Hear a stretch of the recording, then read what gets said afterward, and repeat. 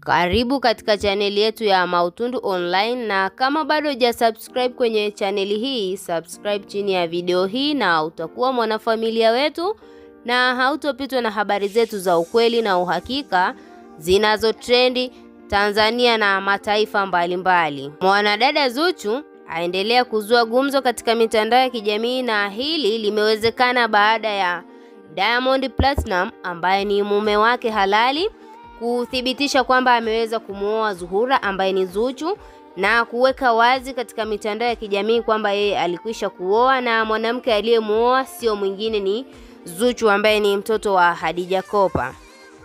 Zuchu aliweza kuimba nyimbo ambayo ilikuwa inapigwa katika ukumbi huo alioenda kwenye sherehe, ambayo nyimbo hiyo ni nyimbo ya taarabu na alikuwa anaidedicate kwa mwanadada Rita. Na wimbo huo kuna kipande Zuchu aliweza kukiimba, na kipande hicho kilizua gumzo katika mitandao ya kijamii na kuonyesha kwamba mwanadada Zuchu anaona kayamaliza, na hicho kipande kilikuwa kinasema kwamba mambo huyawezi, jitoe kimasomaso, umeachwa.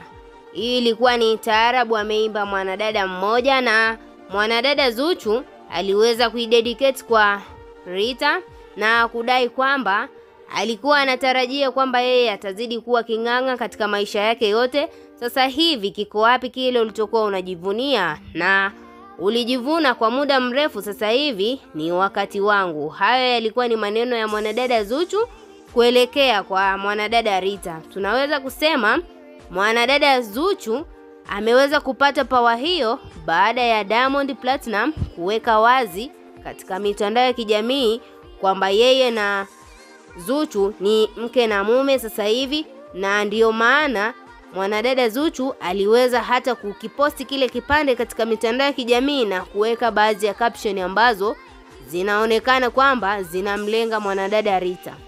Na baada ya Zuchu kuposti hicho kipande katika mitandao ya kijamii ambao ni Instagram, mashabiki wa mwanadada Zuchu walionekana kumpampu na kumwambia kwamba amefanya vizuri kwa kukidedicate hicho kipande kwa mwanadada Rita. Tunaweza kusema mwanadada Rita aliweza kujimaliza hapo nyuma kwa mzee mzima Diamond Platinum, kwa maana hata wakati mwingine Diamond Platinum alikuwa anasema ni mkusanya kodi.